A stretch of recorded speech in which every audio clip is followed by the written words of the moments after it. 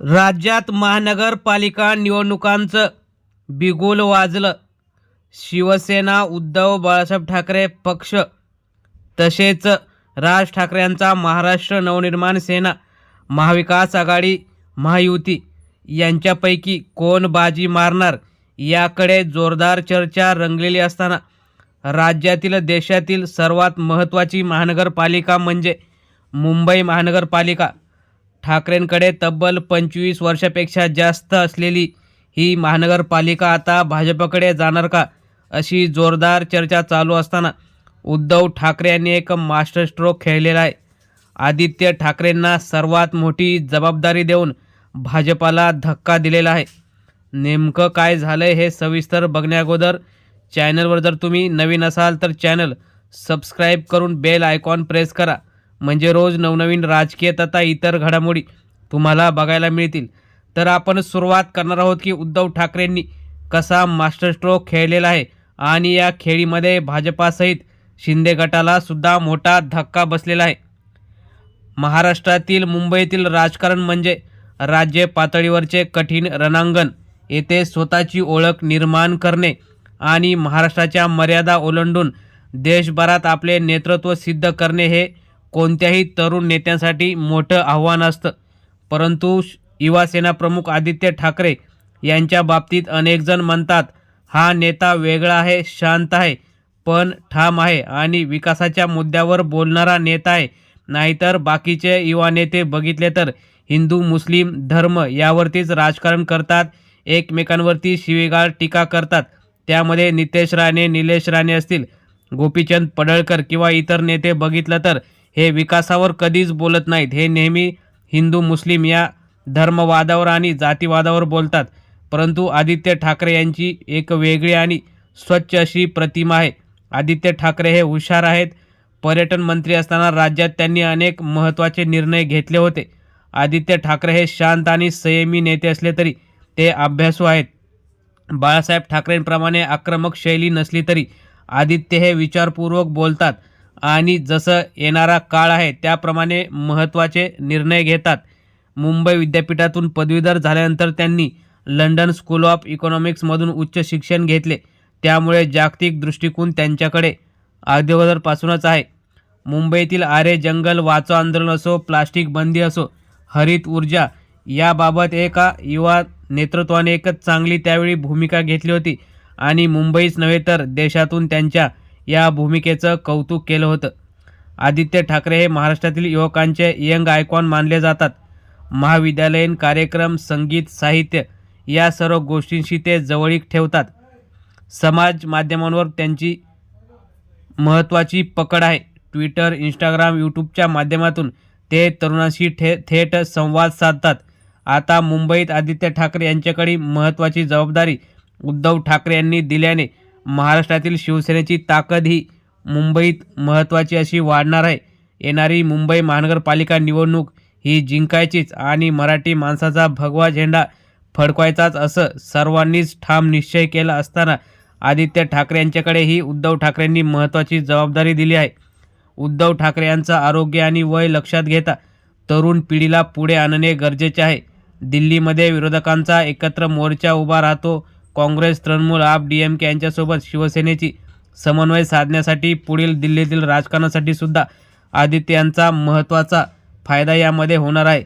आदित्य यांचं मराठीसहित इंग्रजी व हिंदी भाषेवर चांगली पकड आहे. त्यामुळे राष्ट्रीय मीडियाशी सहज त्यांना संवाद साधता येतो.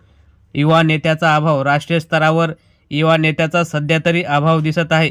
राहुल गांधी, तेजस्वी यादव, अखिलेश यादव अशी मोजकी तरुण चेहरे देशात आहेत.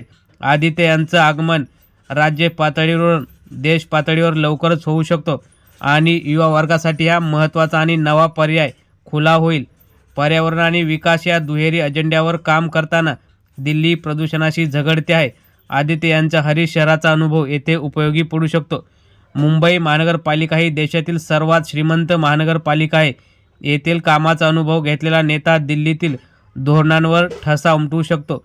बाळासाहेब ठाकरे यांनी राष्ट्रीय स्तरावर एक वेगळी छाप निर्माण केली होती. आता आदित्य यांच्याकडे ती परंपरा पुढे नेण्याची जी काही महत्त्वाची संधी आलेली आहे. मंत्रिपदावर असताना मुंबईत नाईट लाईफ सुरू करण्याचा निर्णयसुद्धा त्यांनी घेतला होता. आदित्य यांच्यावर आता पक्षाची महत्त्वाची जबाबदारी दिल्यानंतर मुंबईतील ज्या महत्त्वाचा बालेकिल्ले आहेत तेथे प्रत्येक शाखाप्रमुख शिवसैनिक यांच्याशी खुला संवाद आदित्य ठाकरे साधणार आहेत. त्यांच्यासोबतच त्यांचे बंधू तेजस ठाकरे सुद्धा असणार आहेत. परंतु अनुभव लक्षात घेता आदित्य ठाकरे हे लवकरच प्रत्येक शाखेत भेट देऊन तेथील ज्येष्ठ शिवसैनिक ते युवा शिवसैनिक यांची त्यांनी जी काही नाळ बांधलेली आहे ती सोबत घेऊन दोघांचा समन्वय साधण्याची महत्त्वाची जबाबदारी आदित्य ठाकरे यांच्यावर उद्धव ठाकरेंनी दिलेली आहे. त्यामुळे तरुण नेत्याचे आता जे काही महत्त्वाचे प्रश्न असतात, शिक्षण, नोकरी आणि पर्यावरण या मुद्द्यावर आदित्य ठाकरे पुढील काळात चांगलं काम करतील आणि शिवसैनिक कार्यकर्ता असेल किंवा जे काही पदाधिकारी यांच्या महत्त्वाच्या समस्या ते पुढील काळात साधतील. तसेच आता येणाऱ्या ज्या काही मुंबईतील महत्त्वाच्या महानगरपालिकेच्या निवडणुका आहेत त्यापुढे भाजपा हे मोठं आव्हान आहे. भाजप आणि शिंदे गट दिल्लीतून राज्यातसुद्धा सत्तेत आहे. त्यामुळे त्यांचा जर सामना करायचा असेल तर तरुण युवा नेतृत्व आणि तरुणांच्या ज्या काही समस्या आहेत असं जाणणारा नेताच शिवसेनेला पाहिजे होता आणि तीच महत्त्वाची जबाबदारी ओळखून उद्धव ठाकरेंनी आदित्य ठाकरे यांची महत्त्वाची निवड केलेली आहे. त्यामुळे पुढील काही दिवसातच आदित्य ठाकरे हे प्रत्येक शाखेत भेट देतील. प्रत्येक जे काही शिक्षण, आरोग्य या महत्त्वाच्या ज्या काही गरजा आणि समस्या असतील त्या आदित्य ठाकरे यांच्या अनुभवाद्वारे सोडल्या जातील आणि पुढील काळात आता जे काही राजकारण देशाचं आणि महाराष्ट्राचं बदलत आहे त्याप्रमाणे महाविद्यालयीन जे तरुण असतील किंवा तरुणी असतील त्यांच्या समस्या ह्या सगळीकडे घेऊन ज्या सोडवल्या जातील असं दिसतं. त्यामुळे तरुणाईतूनच राष्ट्रीय स्तरावर आदित्य एक वेगळं व्यक्तिमत्व म्हणून पुढे येतील. आगामी येणाऱ्या महत्त्वाच्या निवडणुकांमध्ये विरोधकांच्या आघाडीत ते प्रमुख चेहरा बनू शकतात. आदित्य ठाकरे यांच्याकडे जे काही महत्त्वाचा निर्णय आणि हा राजकीय फेरबदल नाही, हा निर्णय म्हणजे ठाकरे घराण्याची पुढची पिढी आता पुढील आपला स्वतःचा ठसा उमटवणार आहे याचे द्योतक आहे. आदित्य हे शांत, अभ्यासू आणि विचारपूर्वक चालणारे नेते आहेत. त्यांचा हरित विकासाचा अजेंडा आणि तरुणांशी असलेली नाळ यामुळे ते राजकारणात नवा अध्याय लिहू शकतात व येणाऱ्या महत्त्वाच्या महानगरपालिका निवडणुकीमध्ये भगवा फडकवण्यास ते अतिशय महत्त्वाची मदत त्यांच्याकडून होईल. सोबत अमित ठाकरे, तेजस ठाकरे सुद्धा आहेत. राज ठाकरे, उद्धव ठाकरे हे जरी सध्या मार्गदर्शनाच्या भूमिकेत असले तरी येणाऱ्या प्रत्येक सभा उद्धव आणि राज गाजून सोडतील यात काही शंका नाही. त्यामुळेच येणाऱ्या काळात आदित्य, तेजस आणि अमित ठाकरे हे महाराष्ट्राच्या राजकारणात चमकून पुन्हा एकदा ठाकरे ब्रँड मुंबईसहित महाराष्ट्रात आपला प्रभाव पाडतील यात काही शंका नाही. मित्रांनो, तुम्हाला काय वाटतं, पुढील काळात ठाकरे ब्रँड हा मुंबईसह महाराष्ट्रात चमकेल का? तुम्ही सुद्धा तुमच्या प्रतिक्रिया कमेंट बॉक्समध्ये जरूर कळवा. धन्यवाद. जय हिंद.